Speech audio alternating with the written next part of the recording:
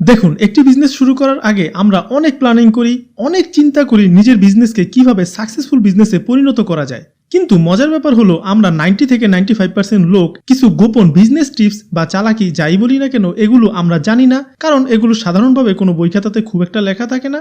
আর বড় বড় কোম্পানি যারাই বা এগুলো জানে তারা আমাদের সাথে এগুলো শেয়ার করে না, তাই আমরা এগুলো জানি না আর আমরা আমাদের বিজনেসে লস খাই। তারপর ভাবি সবকিছুই তো ঠিকই ছিল, তাহলে লস হলো কেন, আমার আসলে ভুলটাই বা কোথায় ছিল। আর তাই এই ভিডিওতে আমি কিছু বিজনেস টিপস আপনাদের সাথে শেয়ার করব, যেগুলো জানার পর আপনার বিজনেসে আর যাই হোক লস হবে না। আর হ্যাঁ, বিষয়গুলো আমি খুব সহজে বোঝানোর জন্য আমি আপনাদের সাথে কিছু স্টোরির মাধ্যমে বিষয়গুলো শেয়ার করব চাণক্য নীতি এবং ডেন লকের লেটেস্ট বুক দ্য আনলকেড থেকে। তো চলুন ভিডিও শুরু করা যাক। একবার এক গ্রামে একটি লোক ছিল যার নাম ছিল ভোলা। সে খুবই সহজ সরল একজন লোক ছিল। সেই গ্রামেরই একজন বিজনেসম্যান তাকে একটি কাজ দেয়।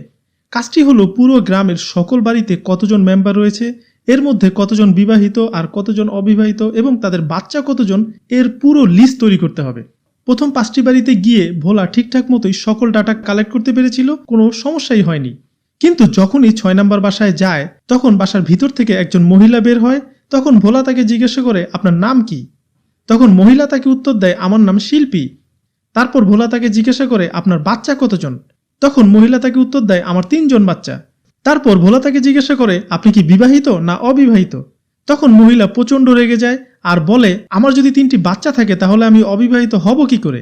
তারপর মহিলা এটি ভাবে সে হয়তোবা কোনো খারাপ উদ্দেশ্যে এখানে এসেছে, এটি ভেবে মহিলা তাকে জুতো পেটা করে। এটি দেখে কিছু লোক সেখানে এসে ভোলাকে বাঁচায়। তারপর ভোলাকে এটি বোঝায়, তুমি তাকে জিজ্ঞাসা করেছো আপনার বাচ্চা কতজন, তারপর জিজ্ঞাসা করেছো আপনার কি বিয়ে হয়েছে কিনা। এখানে তুমি গরমিল করে ফেলেছো। তোমার আসলে আগে জিজ্ঞাসা করা উচিত ছিল আপনার কি বিয়ে হয়েছে, তারপর জিজ্ঞাসা করা উচিত ছিল আপনার বাচ্চা কতজন। তারপর ভোলা অনেক রেগে সেই বিষয়টিকে মাথায় ফিক্স করে নেয়, কারণ এই ভুলটি যেন নেক্সটে তার আর না হয়। তারপর দিন ভোলা পরবর্তী বাসায় যায়। ভোলার আওয়াজ শুনে ভিতর থেকে আবার একজন মহিলা বের হয়। তখন ভোলা ভয় না পেয়ে কনফিডেন্টলি তাকে জিজ্ঞাসা করলো, আপনার নাম কি? তখন মহিলা উত্তর দিল, আমার নাম মীরা। তারপর ভোলা আগের দিনের ভুলটি না করে সে তাকে জিজ্ঞাসা করলো, আপনি কি বিবাহিত না অবিবাহিত? তখন মহিলা উত্তর দিল, আমি অবিবাহিত। তারপর ভোলা তাকে আবারও জিজ্ঞাসা করলো, আপনার বাচ্চা কতজন? তখন মহিলা প্রচণ্ড রেগে বলল, আমি তো আগেই বলেছি আমি অবিবাহিত, তাহলে আমার বাচ্চা হবে কি করে? তারপর এই মহিলাও আগের মহিলার মতো তার ইন্টেনশনকে খারাপ মনে করে তাকে জুতাপেটা করলো। এই গল্পটি থেকে কোন জিনিসটি আমরা আমাদের বিজনেসে কাজে লাগাতে পারি তা একটু পরে বলছি। তার আগে আরেকটি ছোট গল্প। একদিন ভোলা তার এক বন্ধুর জন্মদিনে গিয়েছিল। তখন কেক কাটার সময় ভোলা দেখলো তার বন্ধুকে সবাই happy Returns of the day বলছে। এটি শুনে তার বন্ধু অনেক বেশি খুশি হয়েছিল। তাই ভোলা এই কথাটি মনে রেখে দেয় আর ভাবে, আমি তো আগে এই কথাটি জানতাম না, এবার কোথাও সুযোগ পেলেই বলবো। তার কিছুদিন পর ভোলা তার এক আত্মীয়র বিয়েতে যায় এবং বিয়ে শেষ হওয়ার পর ভোলা তাদেরকে বলে happy Returns of the day. এটি শুনে ভোলার উপর সবাই রেগে যায়।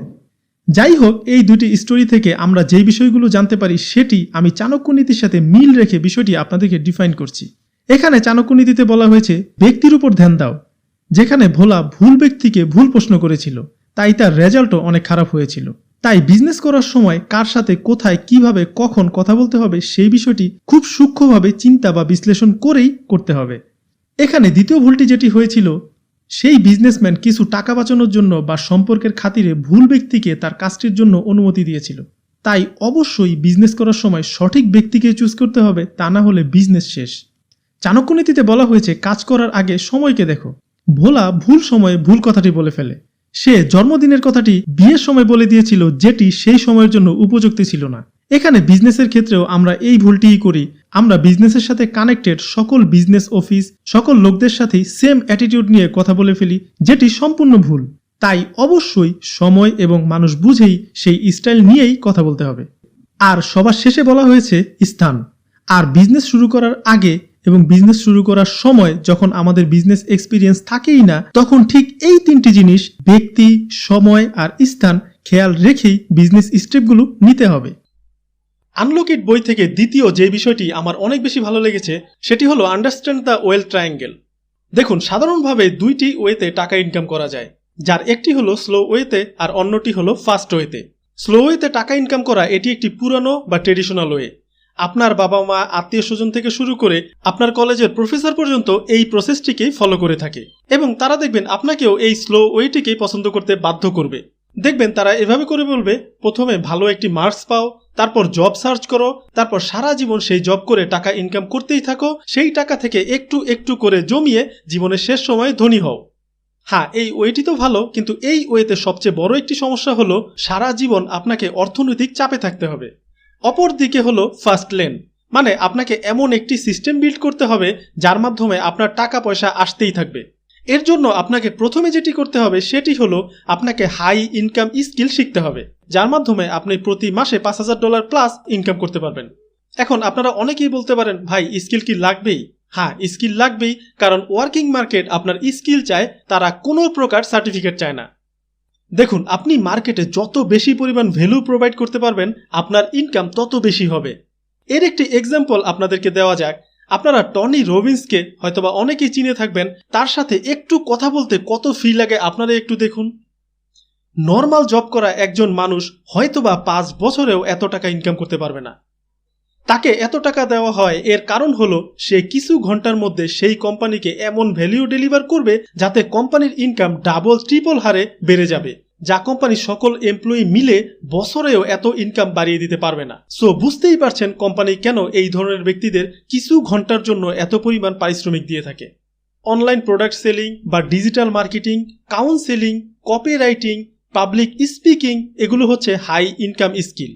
ধরুন আপনি একজন ডিজিটাল মার্কেটিং এক্সপার্ট, আর একটি ছোট্ট ই কমার্স সাইট যাদের কনভার্সন রেট 1%, মানে 100 জন লোক তাদের ওয়েবসাইটে আসলে মাত্র 1 জন মানুষ প্রোডাক্ট কিনে, আর এই রেশিওতে কোম্পানির ইয়ারলি ইনকাম হয় 10 কোটি টাকা। কিন্তু আপনি একজন ডিজিটাল মার্কেটিং এক্সপার্ট হিসেবে যদি তাদের ওয়েবসাইটকে একটু পরিবর্তন করে দিন, যাতে করে খুব সহজে মানুষ ওয়েবসাইটটি থেকে ভালো প্রোডাক্ট বেছে নিতে পারে, পাশাপাশি যদি কাস্টমার কেয়ার সাইটটিকে অনেক বেশি ইমপ্রুভ করে দেন, এতে করে দেখা যাবে কোম্পানির কনভার্সন রেট 3% হয়ে যাবে, মানে প্রতি 100 জনে দেখা যাবে 3 জনেরও উপরে প্রোডাক্ট কিনছে, তাহলে কোম্পানির টার্ন ওভার 10 করোড় থেকে সরাসরি 30 করোড় হয়ে যাবে।